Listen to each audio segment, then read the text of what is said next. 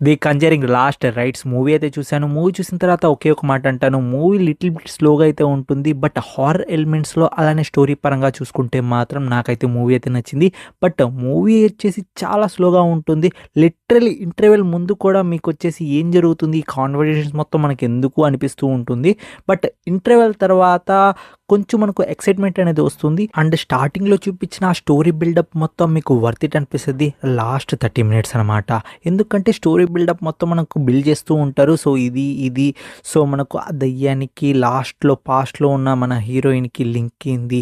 ఇదంతా మీరు కొంచెం మనకైతే స్టోరీ బిల్డప్ కోసం టైం అయితే తీసుకుంటుంది కదా! సో ఆ తీసుకున్నా గానీ వర్త్ ఇట్ అనిపిస్తది. బట్ మీకు లిటరల్లీ ఓపిక అయితే ఉండాలి. నిజంగా థియేటర్‌లో మీరు హారర్ ఎలిమెంట్స్ అనేవి ఎక్స్‌పీరియన్స్ అయితే చేస్తారు. ఒక్కసారిగా సైలెంట్ అయిపోతూ ఉంటుంది. ఒక్కసారిగా స్కేరీ మూమెంట్స్ వస్తాయి. ఆ సౌండ్‌కి ఎక్సలెంట్ అనిపించింది.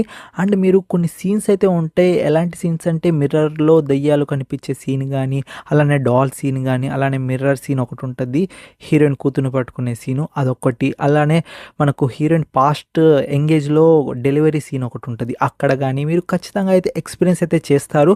సో మూవీ అనేది నాకొచ్చేసి హారర్ ఎలిమెంట్స్ పరంగా అండ్ స్టోరీ పరంగా అయితే నచ్చింది. మూవీ బేసిక్ స్టోరీ లైన్ ఏంటి అంటే మనకు హీరోయిన్ ఎంగేజ్‌లో ఒక ఇన్సిడెంట్ అయితే అవ్వద్ది. ఆ ఇన్సిడెంట్‌కి అండ్ ప్రెజెంట్ వచ్చేసి ఒక పారానార్మల్ యాక్టివిటీ మన హీరోయిన్ అయితే టేకప్ అయితే చేస్తూ ఉంటది. సో దానికి సంబంధం ఏంటి?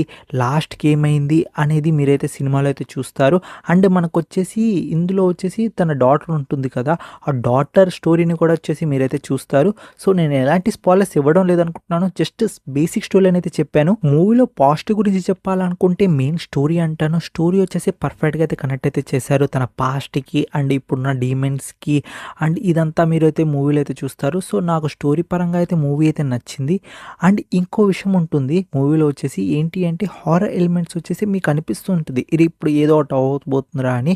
బట్ అయినా కానీ మీరు వచ్చేసి ఆ హారర్ ఎలిమెంట్‌ని ఎక్స్‌పీరియన్స్ అయితే చేస్తారు. మీకు నచ్చద్ది కూడా హారర్ ఎలిమెంట్ అనేవి. మీరు ప్రీవియస్ కంజరింగ్ ఫ్రాంచైజ్‌లో చూసినట్టే మూవీ వచ్చేసి చాలా ఫ్లాట్‌గా అండ్ స్లోగా అయితే నడుస్తూ ఉంటుంది. బట్ ఎట్ ద ఎండ్ మిమ్మల్ని వచ్చేసి మూవీ వచ్చేసి సర్ప్రైజ్ అయితే చేస్తుంది. అండ్ మంచి కంక్లూజన్ అయితే ఇచ్చారు మూవీకి వచ్చేసి. సో ఓవరాల్‌గా మూవీ గురించి ఒకే ఒక మాట అంటాను ఫ్రెండ్స్.